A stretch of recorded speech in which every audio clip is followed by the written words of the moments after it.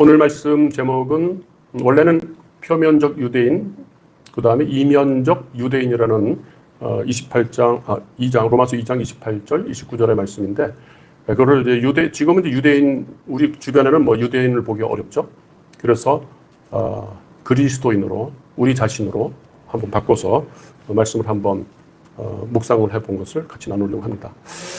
이 말씀 중에서 로마서 2장 전체가 이제 오늘 우리가 다룰 말씀인데, 그 중에서도 로마서 2장의 결론이라고 할 수 있는 부분이 바로 28절과 29절입니다. 그래서 이것을 묵상하면서 참 많은 찔림을 저 자신이 받았고, 결국 내 자신이 표면적 유대인처럼 겉으로만 무늬만 그리스도인이었구나, 그런 부분이 너무나 많구나, 그런 것들을 또 돌아볼 수 있게 되었습니다.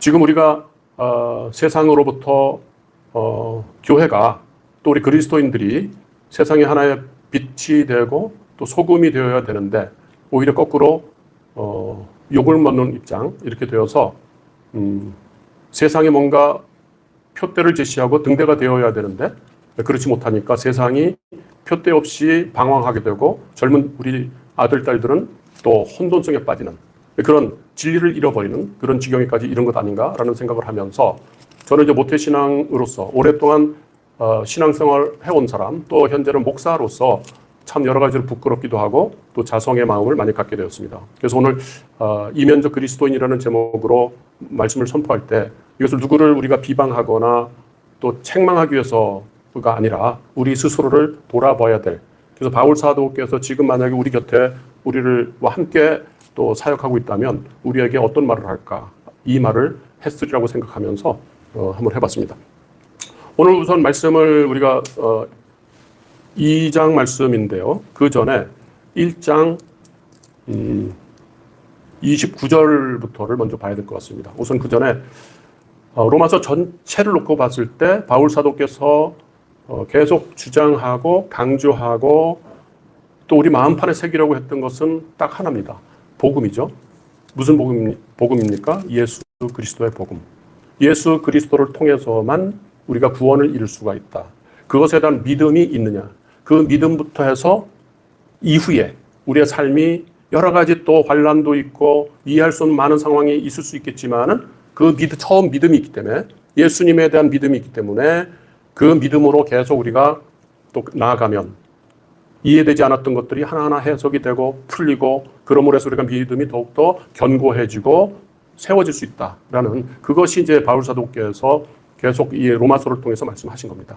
그러면서 처음에 1장에서는 로마에 있는 그리스도인들을 향해서 얘기를 한 거지만은, 그리스도인들을 향해서 말하는 것이 아니라 그래도 아직도 복음을 받아들이지 않고 있는, 복음을 미련한 것이라고 조롱하고 있는 그런 이방인들을 두고 바울 사도께서 계속 그들의 죄에 대해서 지적했습니다. 그 대표적인 것이 뭐냐면 그 죄의 결과가 1장의 29절부터입니다.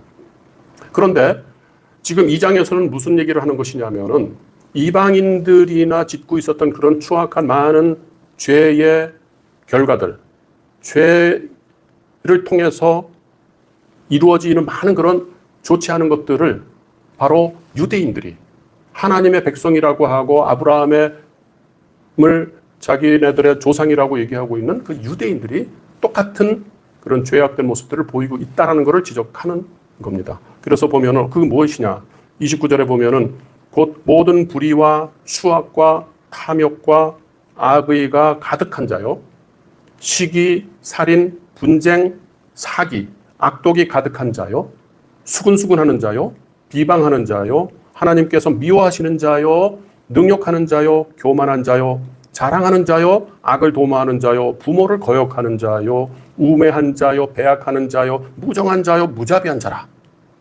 이렇게 21가지를 조목조목 지적을 했습니다. 그들이 이 같은 일을 행하는 자는 사형에 해당한다라고 하나님께서 정하심을 뻔히 알면서도 자기들만 행할 뿐이 아니라 또한 그런 일을 행하는 자들을 옳다 잘하고 있다라고 박수 쳐주고 있다는 겁니다. 누가요?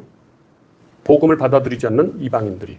그런데 그것을 지금 복음을 받아들이지 않고 메시아 예수님을 거부하고 있는 바로 자기 형제 유대인들이, 율법을 갖고 있고 율법을 그렇게 암송을 하고 매일매일 묵상한다고 하는 바로 그 유대인들이 그 삶의 모습에서 이렇게 21가지의 죄악된 모습을 똑같이 하고 있다는 것을 여기 지적하고 있는 겁니다. 그렇게 해서 28절 오늘 읽은 이 말씀에서 오직 28절에서 무릇 표면적인 유대인이 아니고 할례를 받고 율법을 암송하는 겉모습으로 그렇게 함으로써 자기가 유대인이라는 것을 나타내고 있는 그것이 유대인이 아니라 오직 29절에 이면적 유대인이다. 마음속으로 할례, 마음속에 그러니까 할례는 마음의 혈진이 영에 있고 율법조문에 있지 아니한 것이라. 그렇게 마음속에서 율법을 새기고 내 마음 신비에다 새기고 내 삶 속에서 그 율법을 지켜나가고 그 율법을 지키는 것에 대한 즐거움을 갖고 있는 그러므로 해서 하나님께 찬양을 올려드리는 그렇게 해서 하나님으로부터 칭찬받기를 원하는 그런 유대인이 진짜 유대인이다라는 겁니다. 삶 속에서 율법을 지키라라고 하나님께서 율법을 주신 것이고 그 율법을 지킴으로 해서 우리의 삶을 지킬 수가 있다라는 것인데 사람들한테 칭찬받기 위해서 사람들로부터 점수를 받기 위해서 사람들에게 좋은 평가를 받기 위해서 그런 평판을 받기 위해서 겉모습으로만 마음속으로는 원하지 않는 것들을 하고 있는 것 마음속으로는 아까 얘기했던 21가지 모든 시기와 악의와 수근수근거리는 것들 하나님을 부인하는 많은 조롱하는 이런 것들을 하면서도 겉으로만 그렇게 하는 것을 지적한 겁니다. 그러면서 오늘 이 말씀을 묵상하면서 제가 또 동시에 떠올랐던 말씀은 바울 사도께서 똑같이 쓴 거지만은 고린도 교회한테 얘기한 고린도전서 10장 31절 말씀입니다. 고린도전서 10장 31절. 거기에는 남의 유익을 구하는 것, 자기 유익을 구하지 않고 그러면서 그리스도인의 참다운 칭찬받을 일을 얘기를 합니다. 나의 유익을 구하지 않고 남의 유익을 구하는 것을 칭찬해 줍니다. 그러면서 그런즉 너희는 먹든지 마시든지 무엇을 하든지 다 하나님의 영광을 위하여 하라라고 얘기했고요. 이어서 그 다음에 11장 1절에 뭐라고 얘기를 했냐면 내가 그리스도를 본받는 자가 된 것 같이 여기서 내가라는 건 누굽니까? 바울 본인이 그리스도를 본받는 자가 된 것처럼 너희는 나를 본받는 자가 되라 라고 했습니다. 무슨 얘기를 하는 겁니까? 우리 그리스도인들에게 바울 사도께서 지금 똑같이 말씀하신다면은 너희들은 그리스도인이라고 한다면은 당연히 그리스도를 본받는 삶을 살아라. 그렇게 함으로 해서 네 주변에 믿지 않는 세상 사람들이 너를 본받도록 해라. 그것이 뭐라고 하는 겁니까? 그것이 바로 하나님께 영광을 올려드리는 것이다. 라는 그런 얘기를 하는 겁니다. 예수님께서도 똑같은 얘기를 하셨습니다. 마태복음 5장의 산상수훈에서 그런 말씀하셨습니다. 너희는 세상의 소금이다. 너희는 세상의 빛이다. 이같이 너희 빛이 사람들 앞에 비치게 해서 그들로 너희 착한 행실을 보고 하늘에 계신 너희 아버지께 영광을 돌리게 하라. 라고 누가 말씀하셨습니까? 예수님께서. 누구에게? 너희들이 하나님 나라 백성이라면 이렇게 소금이 되고 빛이 되라라고 하는 겁니다. 여기서 소금이라는 건 무엇입니까? 세상 속에 들어가서 녹아 없어지는 겁니다. 세상 속에서 자기 이름을 날리고 또 세상 속에서 나는 그리스도인이야 하면서 모든 질서를 허물고 그렇게 하는 그 거친 세상의 거친 돌이 되는 것이 아니라 세상 사람들이 이 소금인 내 그리스도인으로서 내 모습을 나는 조용히 그리스도인으로서 내 모습을 살아갈 때 조용히 녹아질 때에 내 모습을 보고 디딤돌이 되어서 그들이 하나님께 나아갈 수 있도록 또 빛이 되라고 하는 것은 우리들은 빛이 될 수가 없죠. 우리는 죄인입니다. 그러나 우리가 예수 그리스도를 본받는 삶이 되었을 때 그리스도의 빛이 우리를 통해서 세상에 반사되는 것 그렇게 해서 어두운 세상이 썩어지는 세상이 그 소금으로 살아나게 되고 어두운 세상에 우리의 삶의 모습이 빛이 되어서 세상에 폈다가 되고 본이 되어서 젊은 우리 아들, 딸들이 주변에 방황하고 힘들어하고 있고 뭔가 표대를 찾고 있는 내 주변에 사랑하는 형제들에게 삶의 한 본이 되어줄 수 있는 것. 이런 거죠. 우리가 잘나서가 아니라 그리스도를 본받고 성령 충만한 삶을 살려고 노력하고 기도하다 보니까 우리의 말이 바뀌고 우리의 삶이 바뀌고 우리의 가치 기준이 바뀌는 거죠. 자, 예수님께서 공생애를 처음 시작하셨을 때 처음 일성이 뭐였습니까? 회개해라. 왜? 천국이 가까이 왔으니까. 이 말을 다시 얘기하면 하나님 나라가 이미 왔다.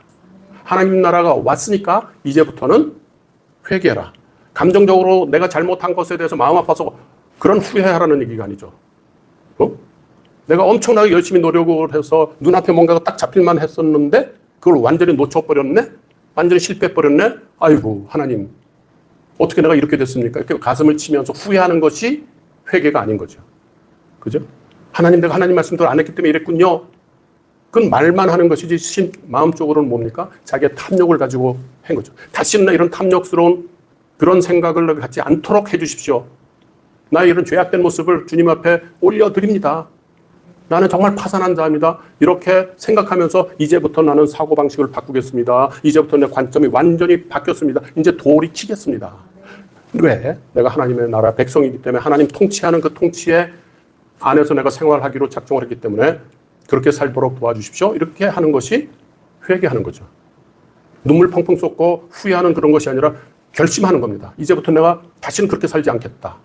다시는 그런 길을 걷지 않고 그리스도를 본받아서 그 삶을 살아가겠다. 그리스도는 어떻게 살았습니까? 하나님 나라, 하나님이시지만은 지극히 높은 곳에 존귀한 곳에 계신 왕이신데 어디로 내려오셨습니까? 마구간으로 오셨습니다. 인간의 이런 갑갑한 몸, 육신 안으로 하나님께서 오신 거죠. 마구간으로. 그리고 어떻게 생활하셨습니까? 뒤틀린 세상에서 뭐 요즘 얘기하면 지지리도 못난 사람들, 아픈 사람들, 도대체가 어떻게 하든 이 사망의 굴레에서 벗어날 길이 없는, 도저히 이 문제를 해결할 수, 이 뒤틀린 시스템에서 다른 방법을 찾을 수가 없는 그런 거의 90% 이상의 그 백성들을 찾아서 예수님께서 오신 거죠. 그렇게 해서 뭐 하셨습니까? 마지막 십자가 돌아가시기 전에 무릎 꿇고 수건을 갖다 놓고 세숫대를 갖다 놓고 그 제자들의 더러운 발을 하나하나 씻기셨습니다.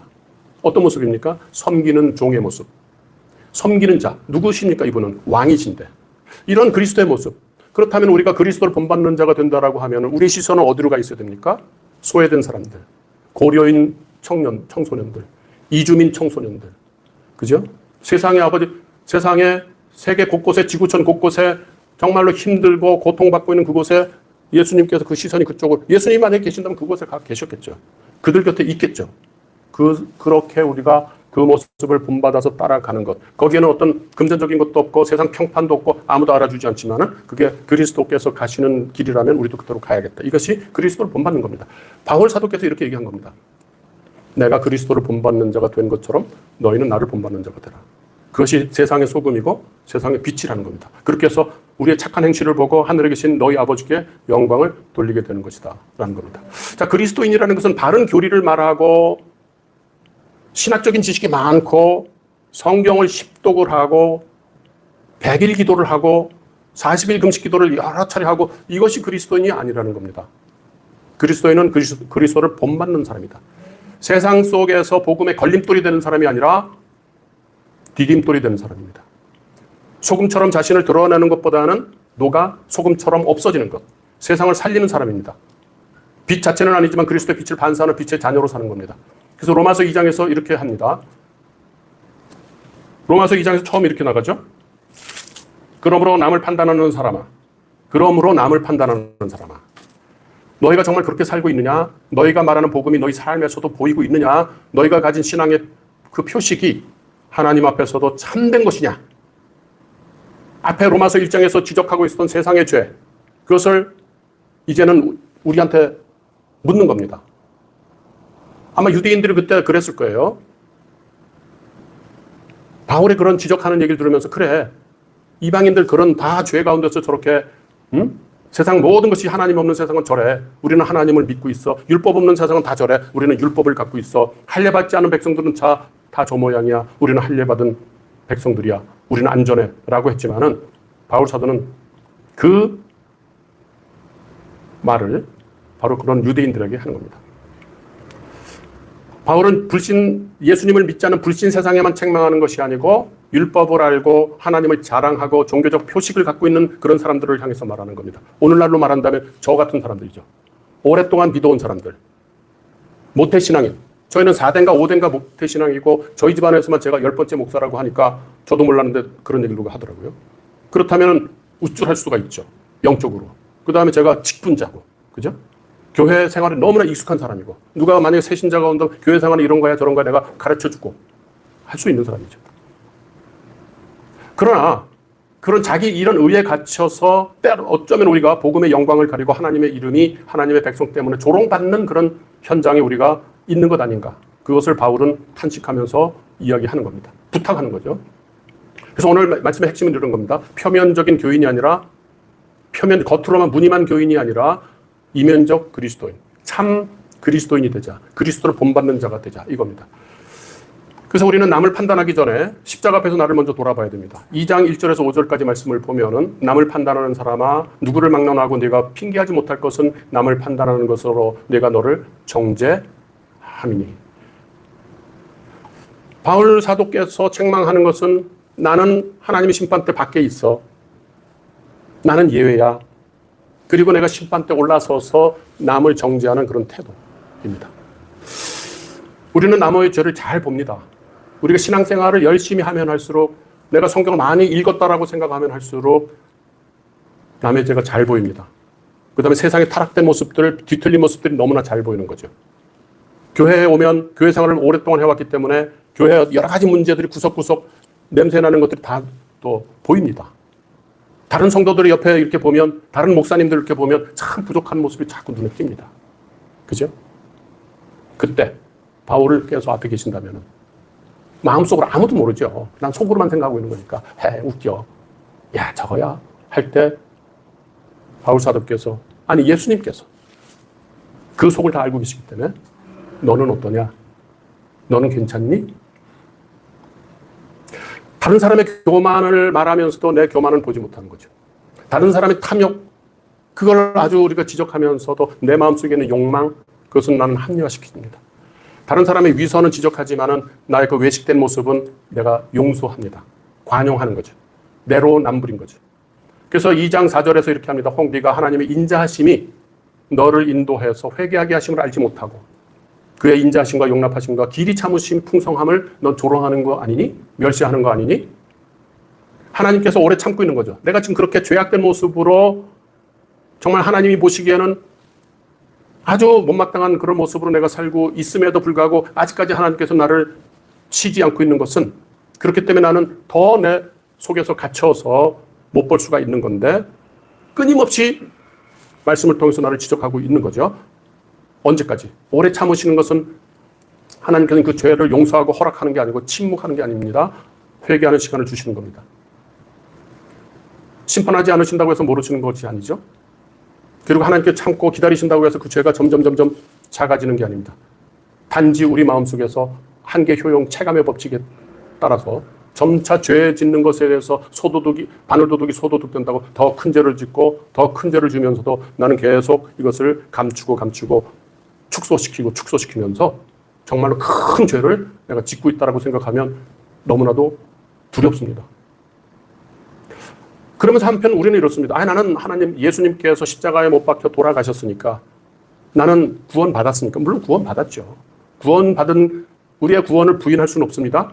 그러나 거기서 머무르고 있는 우리의 모습들 어쩌면 그런 모습들까지도 예수님께서 짊어지신 거죠. 그래서 대속의 은혜를 값싼 은혜로 뭔가 하나 면허증을 받은 것처럼 생각할 수가 있습니다. 그래서 바울 사도께서 에베소서 2장 8절 9절에 이렇게 얘기했습니다. 너희는 그 은혜에 의해서 믿음으로 말미암아 구원을 받았다. 믿음으로 은혜로 인해서 믿음으로 구원을 받았다. 은혜라고 했습니다. 은혜로 구원을 받았다. 이 우리가 갖고 있는 믿음은 은혜라고 했습니다. 에베소서 2장 8절에서. 그리고 행위에서 난 것이 아니다. 누구든지 자랑하지 못하게 하려고. 우리의 행위로는 우리는 구원받을 길이 없는 겁니다. 은혜로. 우리한테 주신 아주 작은 겨자씨 할 만한 믿음. 정말 어떻게 보면 부끄러운 믿음이지만 그나마 그 믿음을 선물로 주셨기 때문에 그 은혜로 주셨기 때문에 우리는 구원받은 겁니다. 우리는 절대로 구원받을 만한 인간들이 못 되는 거죠. 우리는 절대로 교만할 수가 없습니다. 누구를 비판하고 누구에게 지적할 수 있는 자격이 절대로 없습니다. 그 지적의 손가락은 자기 자신한테 향해야 되는 거죠. 그리고 에베소서 2장 10절에 이렇게 얘기했습니다. 우리는 그가 만드신 바다. 우리는 그가 만드신 바다. 그리스도 예수 안에서 선한 일을 위해서 지으심을 받은 자다. 뭐라고 했습니까? 우리는 우리의 선한 일을 통해서 구원받은 게 아니라는 겁니다. 우리의 선한 일을 했기 때문에 구원받은 게 아니라는 겁니다. 무엇을 위해서죠? 선한 일을 하라고. 선한 일을 위해서 구원해 주신 겁니다. 그렇다면 우리가 구원받은 은혜 다음에 바로 나오는 건 뭡니까? 우리한테 사명이 주어졌다는 겁니다. 그죠?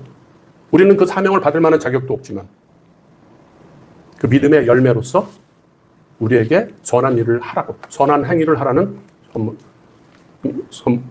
그래서 구원을 주셨다는 겁니다. 야고보서 2장 17절에 행함이 없는 믿음은 그 자체가 죽은 것이다. 너무나도 유명한 얘기죠. 여기서는 행위로 구원을, 행함이 없는 믿음은 그 자체가 죽은 것이라고 한 것은 행함이 중요하다는 겁니까? 아니죠. 행함이 없는 믿음은 참 믿음이 아니라는 겁니다. 십자가는 우리를 정죄하는 데서 우리를 구원하신 겁니다. 동시에 또 우리한테 주어진 사명이 있죠. 그리스도 형상으로 이제는 점차 변화해 가라. 그리스도를 계속적으로 닮아가라. 무엇으로? 믿음으로. 그래서 믿음에서 믿음으로 이렇게 하는 것. 그래서 우리가 십자가로 구원을 받았지만 그것으로 해서 어떤 보험을 들어놓은 게 아닙니다. 구원이라는 것은 하나님의 형상, 그리스도 형상으로 회복되는 첫 출발입니다. 이제 우리에게 남은 것은 숙제는 뭡니까? 주님 오시는 그날까지, 주님 만나뵈는 그날까지 매일매일을 그리스도를 닮아가고 우리 자신을 치고 우리를 계속 돌이키고 그죠? 우리 죄악된 본성에 계속 거스려서 우리를 다스리면서 주님 우리를 변화시켜 주시옵소서. 매일매일의 영적 싸움에서 내가 이길 수 있도록 저를 지켜주시고 저를 응원해 주시고 저를 위해서 중보해 주십시오 하면서 한 걸음 나아가면서 우리의 삶이 바뀌고 우리가 바라보는 시선이 바뀌고 우리의 말투가 바뀌고 우리의 삶의 우선순위가 바뀌면서 그걸 누가 봅니까? 내 주변에 있는 친구들이, 내 아내가, 내 자녀들이. 그죠? 결국은 우리가 그리스도인으로서, 이면적 그리스도인으로서 정말 그리스도를 본받는 소금과 빛으로서 살아간다면 반드시 내 주변의 사람들은 변화가 일어나야 된다. 이 부분에서 저는 참 여러 가지로 많은 생각을 하게 되었습니다. 내가 그리스도인으로서 정말로 하나님께 칭찬받을 만큼 그런 그리스도인으로 살아가고 있는가? 정말 그 은혜의 감지 덕질, 그 은혜에 너무나 감사해서 그렇게 내 하나님의 형상을 닮아가려고 하고 있는가? 그렇다면 내 주변에서 내 모습을 보고 교회에 대해서 관심을 갖고 나도 믿음 생활 한번 해볼까? 이런 사람이 한두 사람이 더 생겼어야 되는 거 아닌가? 그런 자성을 하게 된 겁니다. 그래서 십자가의 대속의 은혜를 내가 정말 깊이 느끼고 있다면 날마다 십자가 앞에 나를 엎드리게 해야 되는 거죠. 주님, 제 안에 아직도 교만이 있습니다. 제 안에 탐욕이 아직도 있습니다. 제 안에 사람에게 보이려는 그런 외식적인 모습이 있습니다. 은혜를 말하면서도 은혜 받은 사람답게 살지 못하고 있습니다. 조금이라도 내 자존심을 건드리는 말이 있으면 바로 화가 나기 시작하고 있습니다. 내 근본적인 본성이 아직도 바뀌지 않고 있습니다. 그러나 이미 저는 구원받았으니 얼마나 감사한지 모르겠습니다. 이런 저를 구원해 주셨다니 이 나의 이 죄악된 이 모든 것들을 주님께서 다 짊어지시고 가셨군요. 감사합니다. 그래서 이 회개, 돌이키는 것, 이것은 바로 은혜의 문을 여는 겁니다. 또 문을 여는 겁니다. 죄가 보일수록 십자가가 더 크게 보이는 거죠. 회개하면 할수록 은혜가 더 크게 보이는 겁니다. 나는 할 수가 없어. 주님, 저는 저 자신의 제가 신앙생활을 몇십 년을 하고 지금 목사가 되었는데도 아직도 저의 작은 것들을 또 유혹받고 걸려 넘어집니다. 주님, 저를 또 용서해 주시니 감사합니다. 이렇게 해서 그리스도의 의가, 그리스도의 능력이 더 구체적으로 뚜렷하게 보이고 그 그리스도의 의가 내 거가 되는 거죠. 그것 때문에 그리스도의 옷을 통해서 나는 구원받을 수 있게 됐다는 것이 얼마나 감사한 일이겠습니까? 자, 지금까지 얘기한 것은 남을 판단하기 전에, 남을 지적하기 전에 십자가 앞에서 내 모습을 먼저 보자. 이게 이면적 그리스도인의 첫 번째입니다. 하나님 앞에서 내가 그 은혜로 내가 구원받았다는 것을 잊지 말고 누구를 지적할 만한 자격은 우리한테는 없다. 두 번째는 하나님 앞에서 진실되게 하는 것이 중요하다. 6절에 이런 말씀을 오늘 2장 6절에 바울 사도께서 하셨습니다. 하나님께서 각 사람에게 그 행한 대로 보응하리라. 정말 무서운 얘기죠. 행위를 잘해야만 구원받을 수 있다라고 아니라고 여러 번 얘기했습니다. 바울 사도께서는 작은 믿음이지만 주님께서 그럼에도 불구하고 나를 구원해 주셨고 그러기 위해서 죽으셨군요. 그 은혜로 내가 구원받았군요. 그것이 제일 첫 번째 가장 본질적으로 중요한 것이다. 그러나 그 이후에 네가 정말로 그 은혜를 마음속 깊이 받아들이고 있다면 그 다음에 나오는 게 있죠. 우리의 행위가 바뀌어야 된다는 겁니다. 우리의 삶이 바뀌어야 된다는 겁니다. 그렇지 않다면 그건 까먹는 겁니다. 그러나 하나님은 우리의 행위를 보십니다. 왜냐하면 행위가 마음의 방향을, 마음의 믿음에 우리 모든 것들을 드러내 보여주고 있다라는 겁니다. 속일 수가 없다는 겁니다. 나는 구원받았습니다. 근데 행실을 봐야죠. 우리 행실을 봐야 됩니다. 우리는 완벽할 수는 없지만 그러나 점진적으로 나는 어느 방향으로 가고 있는지는 나도 알고 주변에 다 압니다. 그러나 아직 이미 나는 구원받았지만 아직 완성되지 않았다. 유대인들에게 율법을 쥐고 있고 율법을 묵상하고 있고 율법 때문에 자기네들은 선택받은 민족이라고 하는 그 자기 동족 형제 유대인들에게 바울은 이런 얘기를 합니다. 다른 사람을 가르치고 있는 네가, 다른 사람을 가르치고 있는 네가 네 자신은 가르치지 아니하느냐. 그죠? 저희 같은 목사들한테 이 말은 아주 뼈아픈 얘기입니다. 그러니까 너는 다른 사람한테 설교하고 가르치면서 너 자신에 대해서 너는 어떠하냐? 이런 것. 어떤 면에서는 우리가 목사로서 설교하고 있다는 것도 이것도 하나의 이런 면에서는 또 은혜입니다. 이렇게 해서 자꾸 교만하지 못하도록. 그죠? 이것이 내 얘기라면 난 할 자격이 없습니다. 그러나 주님이 하신 얘기고 하나님의 말씀이기 때문에 저부터 은혜 받고 저부터 회개하고 돌이키고 또 이렇게 선포할 수 있는 것. 이것이 또 은혜라는 얘기입니다. 성경 공부 오래 했어요. 조심해야 됩니다. 가정에서 말이 거칠다면 어떻게 해야 합니까? 기도를 많이 했습니다. 그럴수록 조심해야 됩니다. 사람을 함부로 대하고 있다면 기도한 것이 무슨 소용이 있습니까? 헌금을 많이 합니다. 그러나 내가 실제로 비즈니스에서 거래하고 세금을 계약하면 세금 처리하면서 정직하지 못하고 있다면 내가 헌금하는 것은 무엇입니까? 내가 직분을 가졌습니다. 높은 직분을 가졌습니다. 그래서 그 직분을 갖기 위해서 많은 자격을 갖추고 스펙을 맞춰서 그 직분을 내가 갖게 되었습니다. 그러나 교회 안에서 다른 사람을 험담하고 수근수근거리고 편가르고 누군가를 비난하고 사람을 이렇게 매니퓰레이션 한다고 그러죠? 사람을 이렇게 조종하는. 그러고 있다면 그런 직분이 무슨 소용이 있습니까? 표면적 그리스도인인 것뿐인 거죠. 바울은 이런 외식을 책망하신 겁니다. 뿐만이 아니라 예수님께서도 마태복음 23장에서 외식하는 바리새인들을 심한 말로 책망하셨습니다. 겉은 경건해 보이지만 속은 탐욕과 방탕으로 가득하다는 것입니다.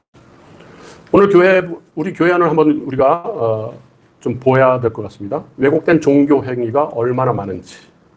그 뿌리는 단 하나입니다. 하나님을 사랑하지 않는다는 거죠. 오히려 하나님을 이용하려는 마음. 모든 것들이 여기서 나온 것들입니다. 그것을 잘한다고 착각하면서 우리는 저 사람 참 능력 있는 사람이다. 저 사람 참 경건한 사람이다. 저 사람은 참 영성이 좋은 사람이다. 라면서 헷갈릴 때가 많다는 겁니다. 첫 번째는 샤머니즘적인 신앙입니다. 한번 우리가 돌아봐야 됩니다. 기도할 때 하나님의 뜻에 나를 맞추는 인격적인 교제하는 예수님과 같은 하나님께 나하고 코드를 맞추고 하나님께 플러그인하는 그런 기도가 아니라 주여 내 계획이 이겁니다. 내 뜻을 관철시켜주는 주여 주여 간청하는 내 뜻을 이루어 주십시오. 그거는 앞에 불상을 갖다 놓고 하는 거나 마리아상을 갖다 놓고 하는 거나 똑같은 것이다. 샤머니즘적인 신앙이다. 하나님의 뜻에 나를 맞추는 것. 진리의 말씀을 붙들고 그 말씀으로 나를 비춰가서 나를 하나님과 나하고 직면하고 대화 나누는 그 기도를 해야 된다. 헌금, 감사와 헌신으로 드려지는 그런 과부의 두 랩돈 같은 그런 헌금이 아니라 복을 얻기 위해서 복채를 내듯이 거래하는 생각으로 보상받기 위해서 헌금하는 것. 이거 역시 샤머니즘적이다. 절간에다 기와장 10개를 샀다.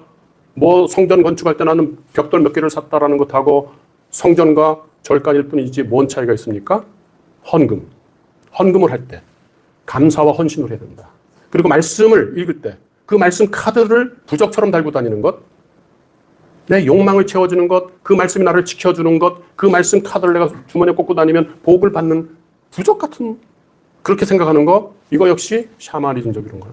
자, 이렇게 저도 이번에 이걸 묵상하면서 보니까요, 나 스스로 그것이 내 믿음 생활이었고 믿음의 하나의 척도라고 생각했는데 보니까 샤머니즘적인 것. 거기는 하나님이 안 계시더라고요. 우리가 병을 낫기 위해서 기도할 수 있습니다. 당연히 병을 낫기 위해서 기도해야 됩니다. 자녀를 위해서도 기도해야 되고 내 사업과 내 진로를 위해서도 주님께 기도해야 됩니다. 그렇다면은 세상이 줄 수 없는 어떤 뛰어난 그런 지혜로 우리를 가르쳐 주시고 우리에게 안식을 주시는 것 분명합니다. 그러나 그 기도가 만약에 하나님을 움직이기 위한 그 기도라면, 그 기도가 하나님을 어떻게 잘 움직일 수 있는 하나의 테크닉이고 기술이라면, 스킬이라면, 그래서 기도하는 법을 배우려고 한다면 그건 잘못된 것이다. 신앙은 하나님을 이용하는 그런 방법으로 신앙생활하는 게 아닙니다. 하나님께 나를 전적으로 드리는 삶. 하나님께 내 전적으로 내 삶을 드리는 것 누가 했습니까? 예수님이. 어디다 드렸습니까? 십자가에다 드렸습니다. 그 예수님을 따라가는 그 모습들, 그것이 신앙생활이라는 거죠. 사무엘상 15장 22절에 너무나 우리가 많이 들은 얘기고 하는 얘기입니다. 순종이 제사보다 낫고 듣는 것이 순양의 기름보다 낫다. 제사 모양이죠. 순양의 기름도 눈에 보이는 겁니다. 그러나 순종과 듣는 것은 눈에 보이지 않는 겁니다. 눈에 보이지 않는 것이 더 중요하다. 순종. 자, 이렇게 샤머니즘적인 신앙생활 하는 것에 대해서 말씀을 나눴고요. 두 번째는 신비주의적인 과시하는 것. 요거 우리가 또 주의해야 됩니다. 성령께서 역사하시는 것 분명히 있습니다. 성령께서 역사하시는 것을 부인하면 안 됩니다. 간증도 무시하면 안 됩니다. 그죠?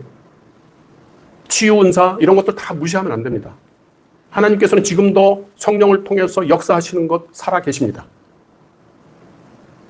그러나 그 성령께서 역사하시는 것은 철두철미하게 말씀을 무시하지 않습니다. 질서를 깨지 않습니다. 또 사람을 높이지 않습니다. 예수 그리스도를 높이고 하나님께 영광을 드러내는 그런 성령의 능력입니다. 또 성령이 역사했다고 해서 흐느껴 울면서 감정의 흥분, 그러면서 막 이렇게 어떤 그 홀릭 상태에 빠지는 어떤 그 신령한 어떤 황홀경에 빠지는 그건 성령의 역사가 아니죠. 그거는 불교에도 그렇고 모든 기타 종교들, 이방 종교들에 보면 그 황홀경에 빠지는 것들이 있습니다. 그 황홀경에 빠지면서 마치 그것이 신접한 것처럼 생각합니다. 그런 것하고 뭐가 다릅니까? 그렇게 한다면? 아니죠. 인격적인 하나님께서는 성령으로 역사하실 때에 인격적으로 우리에게 역사하십니다. 지적으로 역사하십니다. 깨끗하게 깔끔하게 역사하시고 질서 있게 역사하십니다. 갈라디아서 5장 22절 23절에 성령의 열매, 사랑, 희락, 화평, 오래 참음, 자비, 양선, 충성, 온유, 절제. 이거 어느 하나도 지저분한 거 있습니까? 그리고 비정상적인 거 있습니까? 이성을 홀라당 빼먹는 그런 거 있습니까? 아닙니다. 사랑, 희락, 화평, 오래 참음, 자비, 양선, 충성, 온유, 절제. 이 모든 것들은 세상 사람들도 존경해 줍니다. 세상의 소금이 될 수 있는 겁니다. 그래서 우리가 성령 충만을 구하는 이유가 뭡니까? 이것 때문입니다. 성령 충만을 구하는 이유는 내 이익을 위해서가 아닙니다. 내 목표 달성을 위해서가 아닙니다. 내가 뭔가를 해야 되는데 하나님 능력 주십시오. 성령 충만하게 역사해 주십시오. 나 이거 해야 됩니다. 잘못된 겁니다. 남보다 더 특별한 사람에게 되기 위해서 구한다? 아닙니다. 그것은 성령이라고 만약에 생각하는 건 악령이 임한 겁니다. 그래서 이거 주의해야 됩니다. 성령의 이끄심에 민감하게 반응하고 순종하기 위해서 성령 충만을 구해야 됩니다. 성령님 오늘 나한테도 성령 충만하게 인재해 주십시오. 그렇게 해서 오늘 사람을 만날 때, 또 말씀을 읽을 때, 오늘 예배 드릴 때, 또 내가 회사에서 무슨 일을 할 때 성령께서 충만하게 인재해 주셔서 그 순간순간마다 성령님께서 나한테 말씀하시는 것을 민감하게 그 말씀을 듣게 해주십시오. 성령 충만할수록 우리는 내 생각, 내 자기의는 다 내려놓을 수밖에 없는 겁니다. 왜? 우리는 오염된 지성을 갖고 있고 나에게 탐욕스러운 본성이 계속 꿈틀꿈틀거리기 때문에 성령 충만을 구하는 것은 이 모든 것을 가라앉히고, 그죠? 그리고 주님께 진리의 성령께서 나를 인도해 주십시오 라고 간청하는 겁니다. 그래서 이면적인 그리스도는, 진짜 속사람의 그리스도인의 진정한 모습은 소란스러운 과시가 아닙니다. 성령의 열매가 삶 속에서 맺혀지는 것. 그래서 우리는 항상 이렇게 성령의 열매들을 항상 우리가 체크할 필요가 있을 것 같아요. 기도할 때. 하나님, 사랑과 희락과 화평과 오래 참음과 자비와 양선과 충성과 온유와 절제. 이 성령의 열매들을 하나하나 묵상하면서 나를 거기에 성령께서 나를 그 열매를 내 삶 속에서 맺어갈 수 있도록, 사람들과 교제 가운데 이 성령의 열매를 맺어갈 수 있도록, 내 사업 가운데서, 내 직장에서, 내 가정에서 이 성령의 열매가 하나하나 연걸어 갈 수 있도록 해 주십시오 라고 기도하는 거죠. 자, 첫 번째는 샤머니즘적인 신앙을 얘기를 했습니다. 두 번째는 신비주의적인 것을 과시하는 것, 특히 성령 충만함을 기도할 때 이 신비적인 부분들을 주의할 필요가 있다는 것이고요. 세 번째는 성공주의적인 간증입니다. 하나님께서 주신 건강, 재물, 직업, 자녀, 사회적인 지위 모두가 다 하나님의 은혜입니다. 그죠? 하나님께서 축복으로 우리한테 주시는 겁니다. 그러나 이것이 우리를 또 걸림돌 되게 만듭니다. 그것을 자기 자랑의 재료로 사용합니다. 내가 믿음으로 잘 살았더니 이렇게 성공했어. 내가 기도를 많이 했더니 내 자녀들이 이렇게 잘 됐어. 난 열심히 기도했는데도 내 자녀들이 안 되는 분들은 거기서 무슨 얘기를 해야 됩니까? 나도 믿음대로 열심히 살았지만 하나님마다 자꾸 안 되고 계속 실패를 하고 있어. 그럼 내 믿음은 잘못된 건가? 그분들한테 또 이게 시험이 됩니다. 내가 헌신했더니 하나님 나를 이렇게 높이셨다. 이런 말을 하는 가운데 여기서는 잘못된 얘기는 하나도 없습니다. 이게 잘못됐다라고 얘기하는 게 아닙니다. 그러나 이런 말을 할 때 자기 자신을 한번 보시라는 거죠. 내 중심이 어떻게 되어 있는지. 내가 지금 하나님을 자랑하고 하나님께 영광을 올려드리는 것인지, 나를 자랑하는 건지, 은혜를 증거하는 건지, 내 성공을 포장하는 건지, 이런 겁니다. 자, 이 부분에서 저는 어떤 생각을 했냐면은, 우리는 자랑할 거 아무것도 없습니다. 다른 사람이 나를 자랑하고, 다른 사람이 나를 띄워주면, 그건 막을 길이 없어요. 그러나 그랬을 때조차도 주님 때문입니다. 저는 할 말이 없습니다. 그냥 입 다물고 있는 거죠. 그 칭찬 듣고 기분 좋아 하고 입 다물고 있는 것이 아니라 내 속으로 이것이 다 주님 은혜네요 라고 나 스스로 또 그걸 확인하는 겁니다. 주님 앞에서. 사람들한테 칭찬받는 거 즐거워할 필요는 없잖아요. 예레미야 9장 23절 4절에 지혜로운 자는 그의 지혜를 자랑하지 말라. 거꾸로 이 얘기는 무슨 얘기입니까? 자기의 지혜를 자랑하는 것은 어리석은 자라는 겁니다. 부자는 그의 부함을 자랑하지 마라. 진짜 네가 부자라면은 자기의 부를 자랑하지 않는다. 그러나 자랑할 자는 이것을 자랑할 것이다. 무엇을? 나는 여호와를 안다. 나는 여호와를 알아요. 그거는 내가 자랑할 수 있어요. 그죠? 십자가의 능력, 나는 십자가의 능력밖에는 자랑할 게 없어요. 바울 사도가 그런 얘기한 것처럼. 하나님밖에 난 자랑할 게 없습니다. 아우, 저 아니에요. 하나님의 다, 이건 하나님의 역사하심입니다. 자랑하는 자는 주 안에서 자랑하라. 자, 거꾸로. 고난이 왔어요. 그럼 우리는 금방 낙심합니다. 하나님 떠납니다. 예전에 어느 목사님이 그러시더라고요. 미국에서 한인교회 목회하실 때 막 한 가족이 새로 교인을 이렇게 오면 대부분이 미국 땅에 처음 이민 온 사람들입니다. 아주 두려움에 쌓여있고 간절하게 무릎 꿇고 기도하고 목사님 말씀에 아멘 아멘 하고 이렇게 합니다. 그러다가 한참 세월이 흐른 다음에 안 보이기 시작해요. 그러면 목사님은 그렇게 생각합니다. 아, 이제 자리 잡으셨나 보다. 이제 하나님 필요 없나 보네. 형통할 때는 하나님 참 좋으신 분이야. 그러나 어려워지면은 하나님은 어디 계신 거야? 이건 하나님을 믿는 것이 아니라 내 형편에 따라서 하나님에게 점수를 매기는 겁니다. 하박국 3장 17절 18절에 비록 무화과 나무가 무성하지 못하며 나는 여호와로 말미암아 즐거워하며 나의 구원의 하나님으로 말미암아 기뻐하리로다. 참된 믿음은 형통할 때만이 아니라 하나님을 그때만 찬양하는 것이 아니고 고난 중에도 내 뜻대로 만사가 뒤틀리고 안 되고 하는 그 중에도 하나님의 선하심을 믿고 의지하는 것. 그거야말로 진짜 믿음이다라는 겁니다. 네 번째로 의로운 잔인함이라는 표현을 어느 신학자가 했습니다. 잔인함인데 의로운 잔인함이라.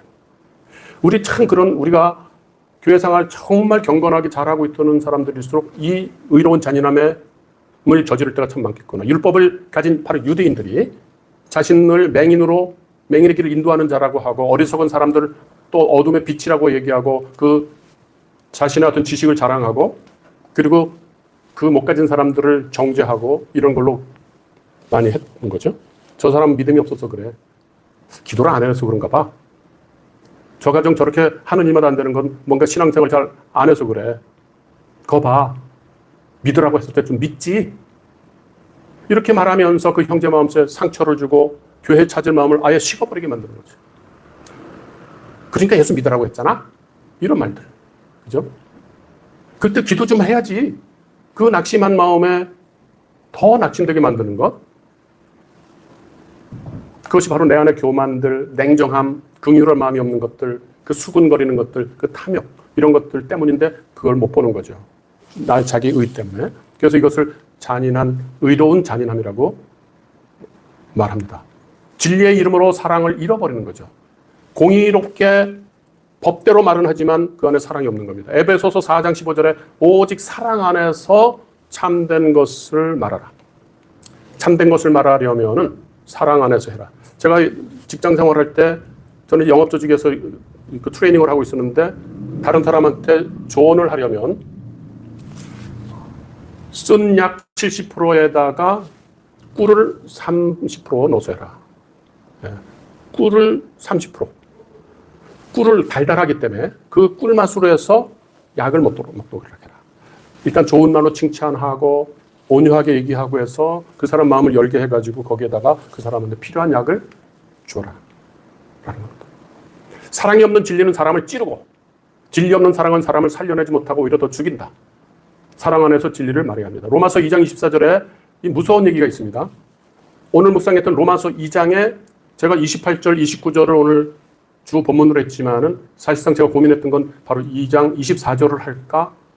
오늘 요절 말씀으로 하나님의 이름이 너희 때문에 이방인 중에서 모독을 받는다.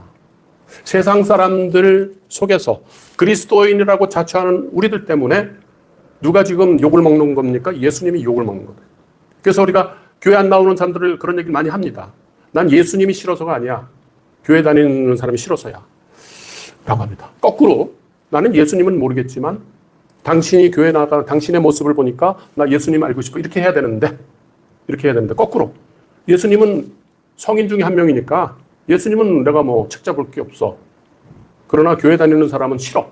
라고 한다면 바로 이것이 하나님의 이름이 우리 때문에 세상 사람들 중에서 모독을 받는 것. 이것을 따끔하게 지적합니다. 그래서 로마서 2장 전체에서 핵심이 바로 이 말 아닌가? 이 말씀?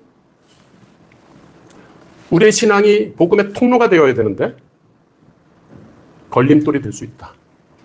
우리의 말투, 우리의 돈 문제, 가정에서의 모습, 직장에서의 태도, 교회 안에서의 다툼, 하나님의 이름을 가릴 수 있다는 겁니다. 복음은 말로 전하는 게 아니라고 했습니다. 삶으로 전하는 것이라고 켈빈이 얘기했습니다. 유명한. 누군가 접할 수 있는 유일한 복음, 세상 사람들이 접할 수 있는 유일한 복음은 우리가 전해주는 복음 전도지가 아니고요. 우리의 삶일 수 있다. 우리의 삶이 그리스도의 편지가 될 수가 있다. 어떤 사람은 성경을 읽기 전에 우리를 먼저 봅니다. 우리를 먼저 보고 내가 성경 읽어야 되겠다. 우리를 보고 성경 안 읽어? 우리가 매일 믿음으로 살아갈 때 그때야 우리 안에서 내 의가 아니라 하나님의 의가 나타난다.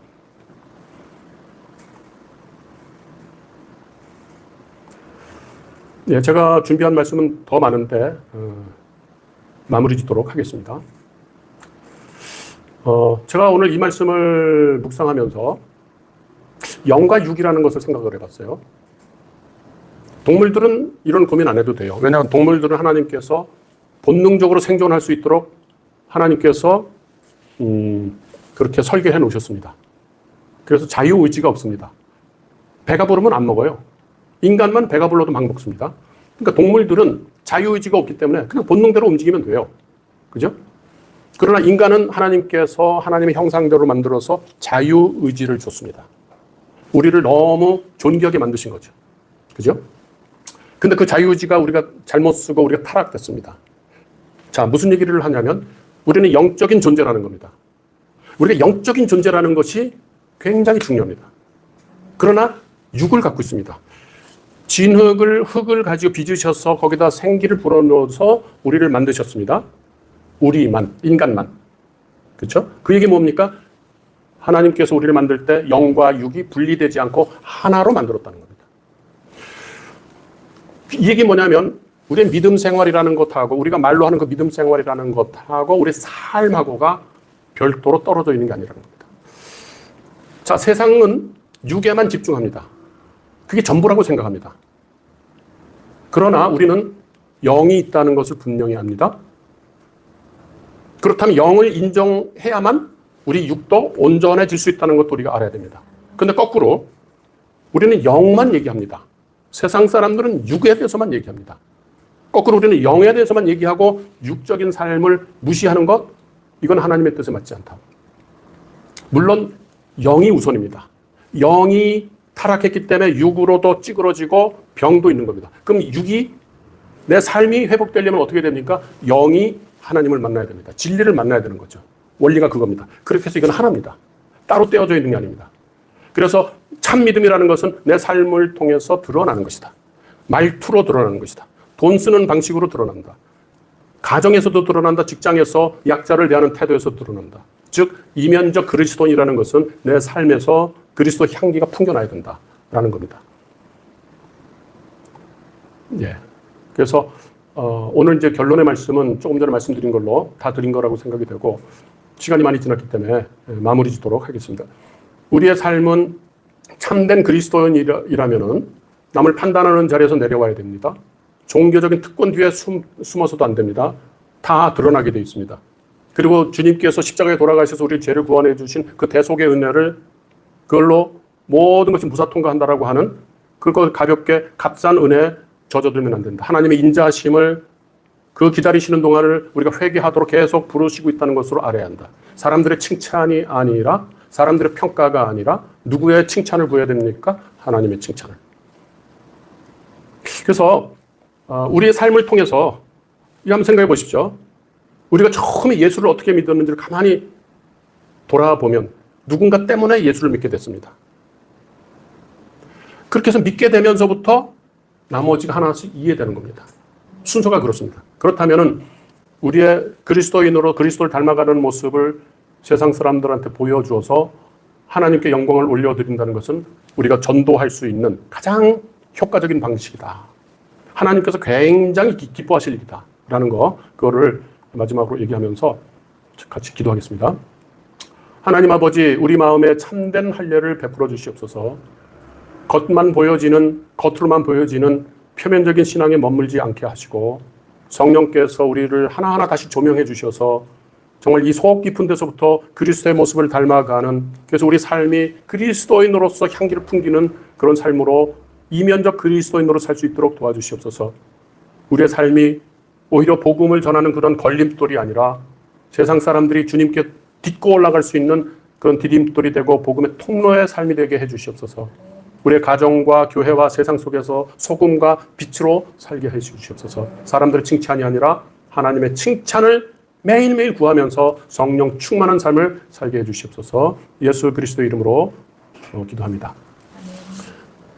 이제는 우리 주 예수 그리스도의 은혜와 하나님 아버지의 크신 사랑과 성령님의 내주하심과 인도하심이 표면적 신앙을 내려놓고 마음의 할례를 받은 이면적 그리스도인으로 살아가기를 결단하는 모든 성도들 위해 이제부터 영원까지 함께 있을지어다. 아멘.